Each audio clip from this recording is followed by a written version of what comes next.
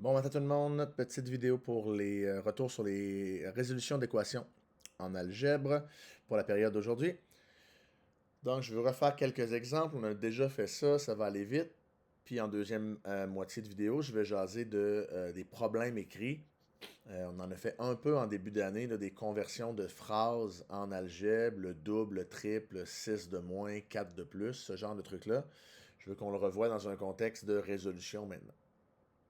Mais pour commencer, on va revenir avec ce qu'on sait déjà. Je vous ai préparé quelques petits problèmes pour qu'on fasse la révision ensemble. Donc, on commence avec l'équation suivante.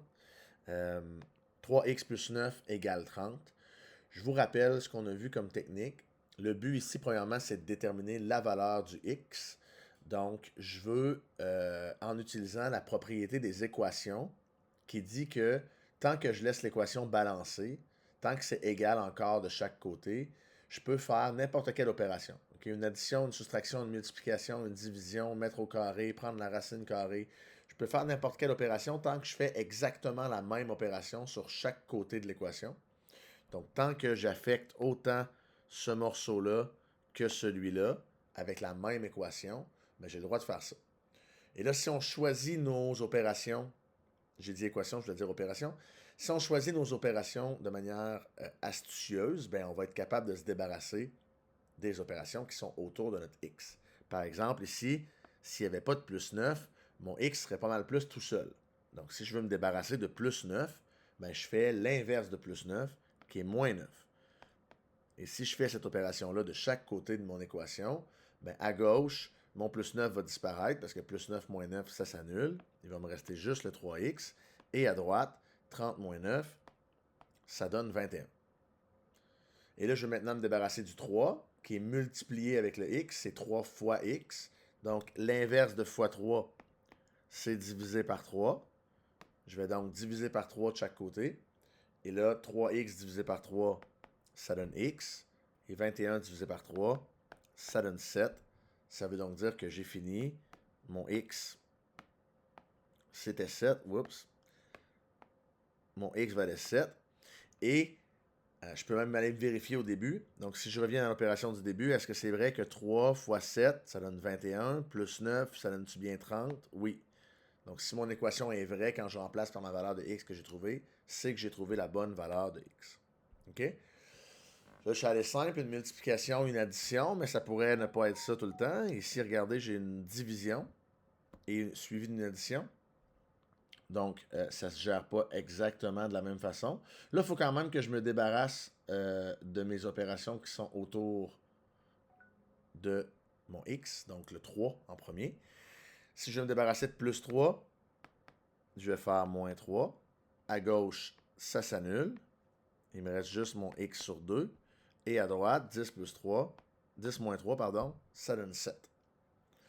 Et là, au lieu de vouloir me débarrasser d'une multiplication comme tantôt, je vais me débarrasser d'une division, divisé par 2 ici.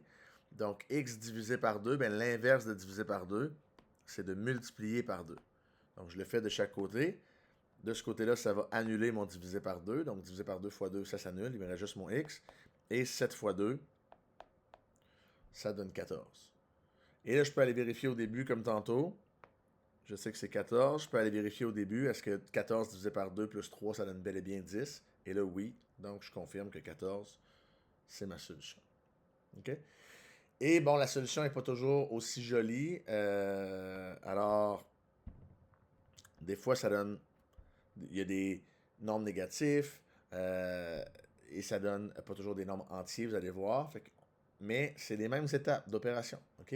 Là, on commence à voir le pattern. Ça fait deux fois qu'on le fait. Je vais me débarrasser d'abord du plus 7. L'inverse de plus 7, c'est moins 7. Donc, moins 2x est égal à 2 moins 7. Ça donne moins 5. OK?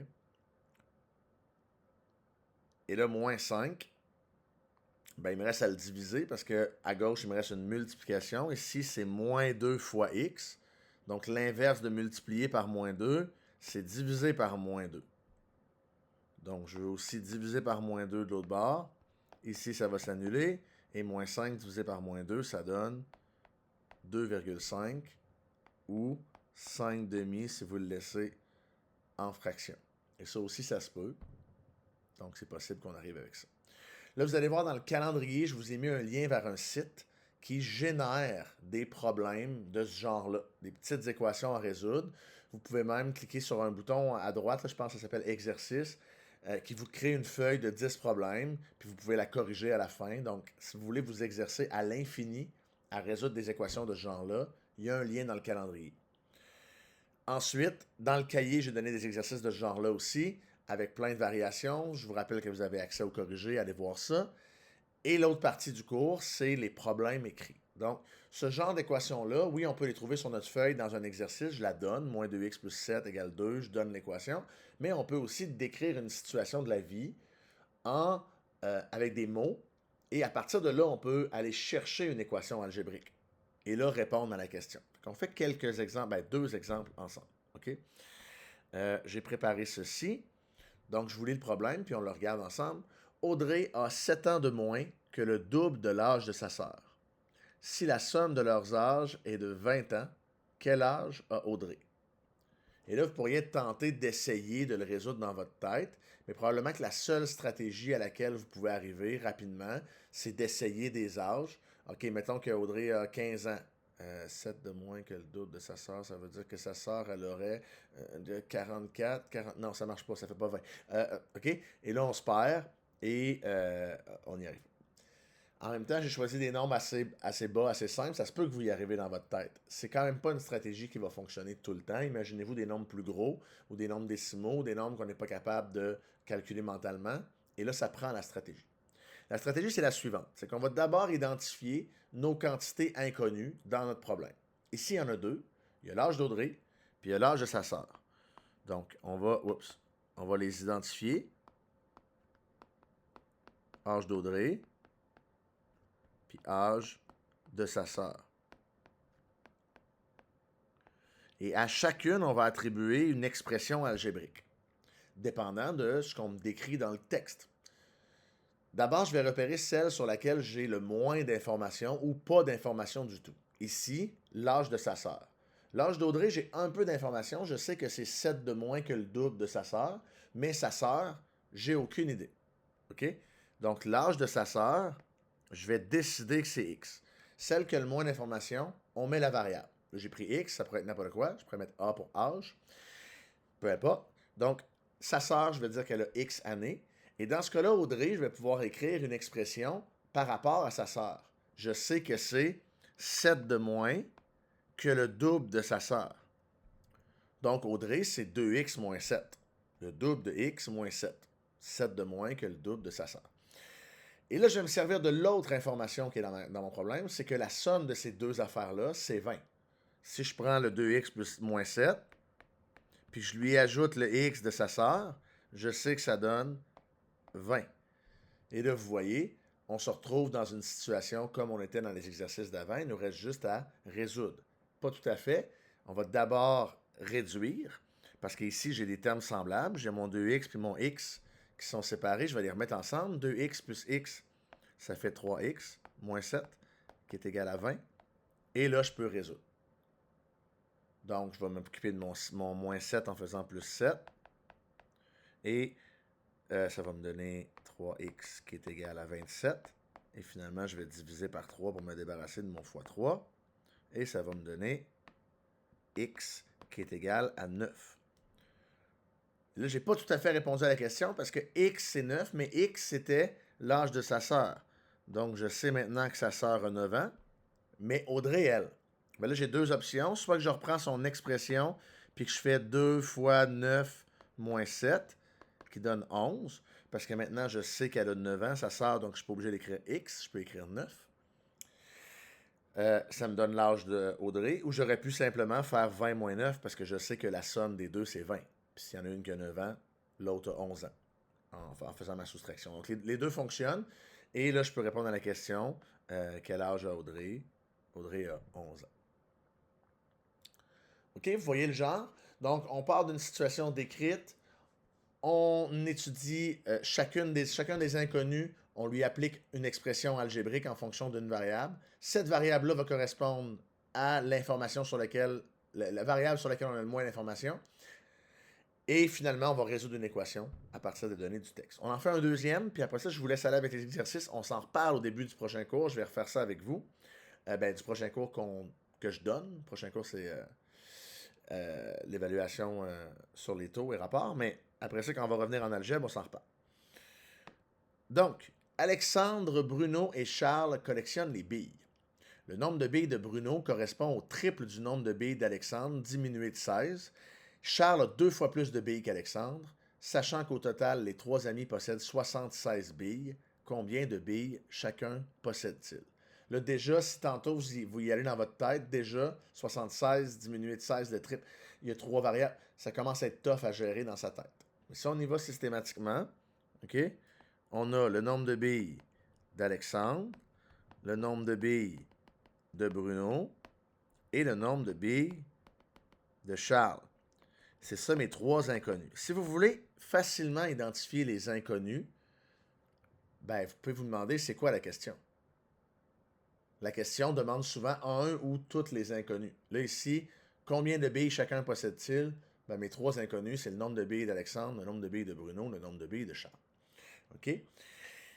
Et là, je vais mettre une expression algébrique pour chacun, mais sur lequel j'ai le moins d'informations. Bon, Bruno, je le sais, c'est le triple d'Alexandre, moins 16. Charles, je le sais, c'est le double d'Alexandre. Alexandre, nothing. Si je ne sais rien sur Alexandre, c'est qu'Alexandre, c'est mon X. Ensuite, Bruno, le triple d'Alexandre, diminué de 16, parfait. Puis Charles, 2 fois plus de billes qu'Alexandre. Maintenant que chacun a son expression algébrique, et là, ça, traduire des énoncés, dans le cahier, je vais vous donner des exercices, on va se pratiquer si vous êtes moins habile avec ça. Il faut que ça devienne, il faut que vous soyez capable de transférer de français à maths, vraiment rapidement. Et là, ici, on a nos 3 expressions, x, 3x moins 16 et 2x. Et ce que je sais là-dessus, c'est qu'au total, donc encore une fois, comme tantôt, je sais la somme des expressions. Fait que je vais l'écrire. Je sais que si je prends le nombre de billes d'Alexandre, que j'ajoute à ça le nombre de billes de Bruno, que j'ajoute à ça le nombre de billes de Charles, ça donne 76. Donc, j'ai une expression algébrique que je peux résoudre. Je vais d'abord la réduire parce que là, j'ai des x à 3 endroits. J'ai x plus 3x plus 2x. Ça donne 6x en tout, moins 16, qui est égal à 76. Et là, je peux résoudre mon équation. Donc, d'abord, je fais plus 16 de chaque côté pour me débarrasser du moins 16. Ça donne que 6x est égal à 92. Et finalement, je peux diviser par 6 de chaque côté.